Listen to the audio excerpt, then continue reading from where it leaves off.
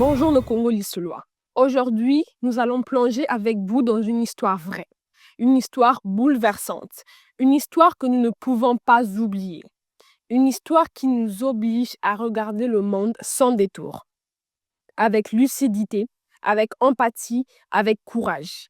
Ce que nous allons partager n'est pas facile à entendre, mais il est de notre devoir de mémoire, en tant que communauté consciente, de porter aussi les voix des oubliés, des victimes de l'ombre, des vérités restées trop longtemps silencieuses. Nous vous emmenons avec nous dans un petit village perché dans les montagnes des Andes, au Pérou. Un endroit reculé, tranquille en apparence. Ticrapo, c'est son nom. C'est là que vivait une fillette, Lina Medina Vasquez. Un nom que peu connaissent. Et pourtant, Lina détient un record aussi triste qu'incroyable. Celui de la plus jeune maman connue de l'histoire humaine. Oui, vous avez bien entendu. 5 ans.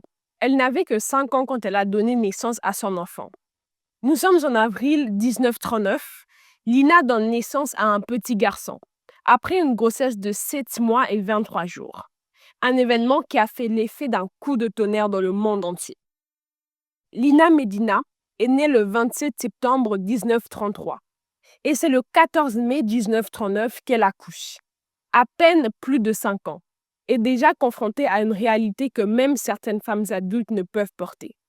Ce record mondial, aussi glaçant soit-il, n'est pas un simple fait insolite à relayer à la légère. Il nous pousse, nous tous, à questionner les fondements de notre humanité.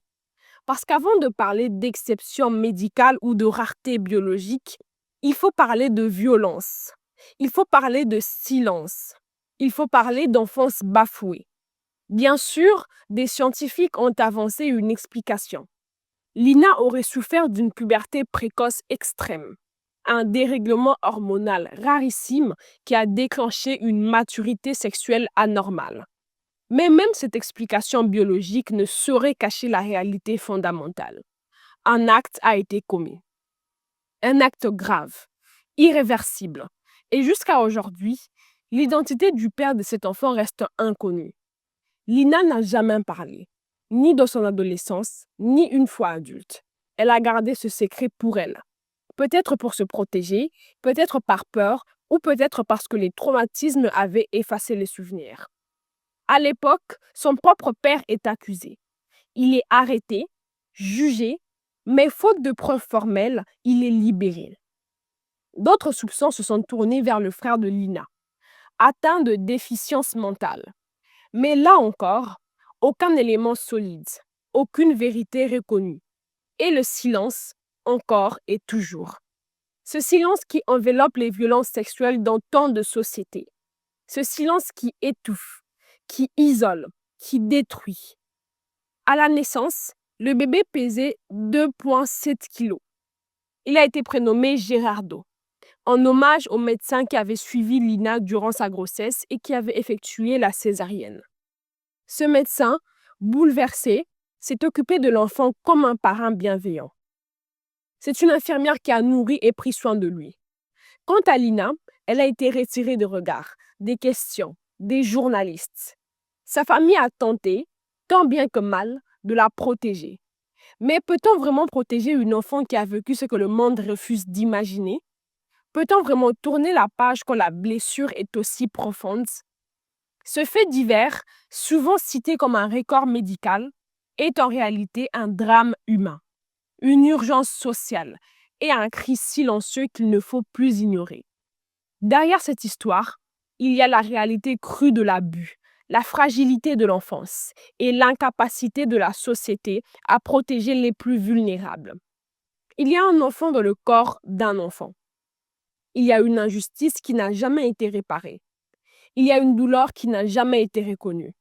Et surtout, il y a une responsabilité que nous partageons tous. Celle de ne pas détourner le regard. Celle de ne pas relativiser l'horreur. Celle de rester vigilant.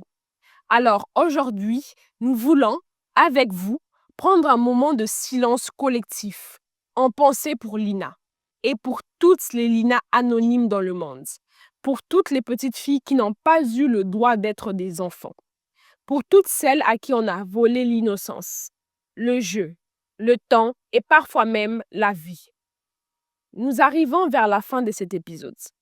Et plus qu'un simple récit, nous espérons que cela vous aura ouvert un espace de réflexion. Parce qu'avec Congo Lisolo, nous ne voulons pas seulement raconter, nous voulons comprendre, transmettre et surtout ne jamais oublier. Merci de nous avoir écoutés. Merci de marcher avec nous dans ces mémoires parfois douloureuses, mais ô combien nécessaires. À très vite pour un nouveau Lisolo. All the African News Show. Stay tuned for Black history, society, and culture. Want to be entertained with more Black trivia and much more facts? Well, this is a place to go. Hey, did you know the first computer was made by a Black person? No, I didn't know. Where'd you find out? Congo Lisolo, where you can find more information like this and much more. Make sure to check out the Your Space section, where you can put your own publications, events, ads, and even your thoughts. Want more information? Go to www.congolisolo.net. Congo Lisolo forever.